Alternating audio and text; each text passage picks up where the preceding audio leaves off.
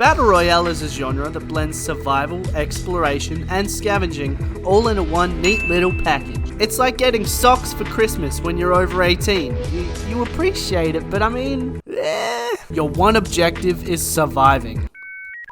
Make that two objectives, getting that win, baby! That epic victory royale! That chicken dinner! It went from a simple mod to mainstream cultural phenomenon, baby! Oh my god! Whether you love it or hate it, it's probably here to stay. But that's just a theory!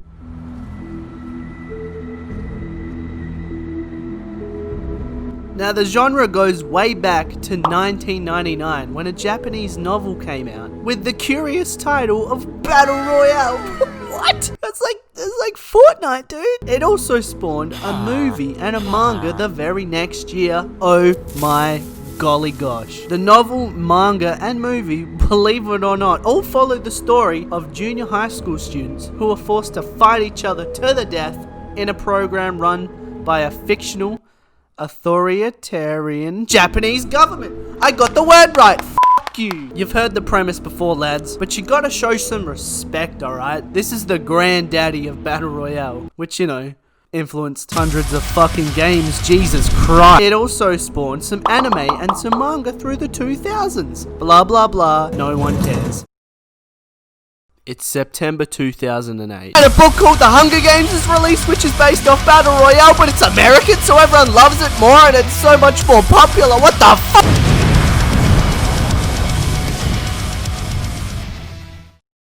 March 2012. And holy shit, a movie about that book came out. But it's a movie now, so I'm gonna watch it because I can't read. Oh my god! Yeah, stab that child. Shortly after that child murdering film was released, a server for Minecraft popped up called Minecraft Hunger Games. So original! The mode took direct inspiration from the Hunger Games, like chests being in the spawn area to the layout of the podiums. You get it. It's August of 2012 now. Come on fellas, you gotta keep up. And a mod for Arma 2 comes out called DayZ. This was based around players battling for the necessities in a sandbox-like world filled with danger. Because the world of DayZ was so goddamn big, encounters with other players were pretty rare. Soon after, in 2013, another mod was released, and this one was the most influential. This was called PlayerUnknown's Battle Royale, and would later be known as PlayerUnknown's Battlegrounds. Now that sounds a little familiar, doesn't it, you slippery little sausage?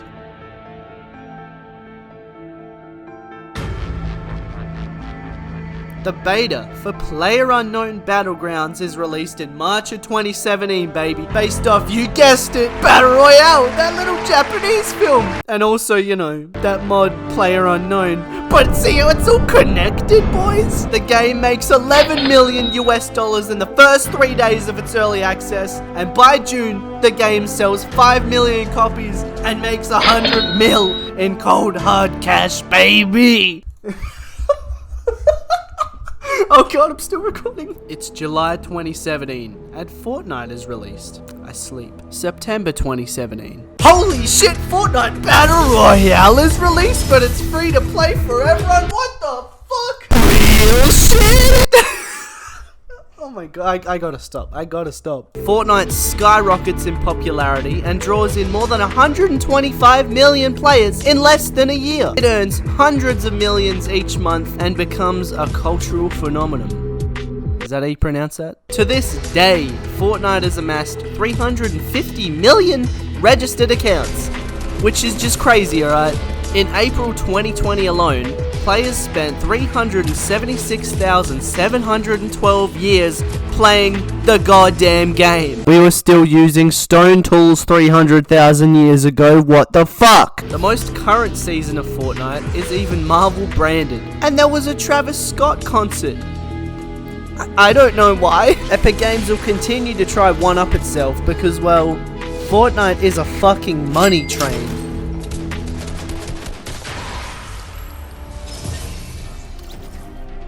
Ever since these two juggernauts took over the industry, every single publisher just wants a taste of that sweet, delicious Battle Royale cake. EA has tried, Activision's tried, and even Ubisoft, just to name a few. There's Warzone, Blackout, Hyperscape, Firestorm, Apex Legends, and of course PUBG and Fortnite. I can go on, but I really can't be fucked. There are so many Battle Royale games on the market right now, and to be frank, it's overwhelming. And a lot of gamers claim to be over the whole Battle Royale craze. But then, Warzone's released, and it got 6 million downloads in 24 hours. Yes, it's free, but there's obviously still a demand for Battle Royale games out there. But if the industry is so saturated and people will not stop complaining about the genre, why won't it die? Being free speaks for itself, so I'm not going to talk about that, because I mean, it's fucking free.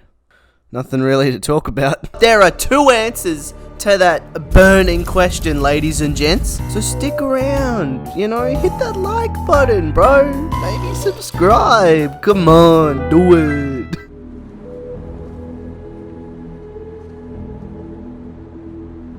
AAA games these days are so focused in building up characters and motivations, which is great. I love games that have great stories, but that's not what the video's about. Yes, I'll play the old Last of Us 2 or other third-person story-focused game, but sometimes I like going off and doing my own shit and not doing what developers want me to do. When you start up a Battle Royale game, you're usually above a massive map filled with many different interesting locations, and it's up to you where you want to go. Every location you visit, every player you engage with, and every time you check to see if you're being followed is based on your own judgment. This could lead you to winning or losing and learning a valuable lesson on how to engage with situations in the future. You get the point I'm trying to make. It's on your shoulders and you're not being told where to go and how to do things, just like every other game nowadays. And a genre that uses your decision making to push the gameplay forward is so welcome in this day and age of linear games with linear paths and minimal decision making. If you don't agree with me putting Red Dead 2 in that category, go watch Nakey Jakey's video on Red Dead 2 because he describes it perfectly. Minecraft and Breath of the Wild are 2 other games that give that same kind of effect, and the review scores really speak for themselves. There are more, pretty much any RPG, to a certain extent of course. Chucking the player in a giant map with endless possibilities and constant updates is a great way to keep an audience invested in your game. That's the winning formula right there, boys.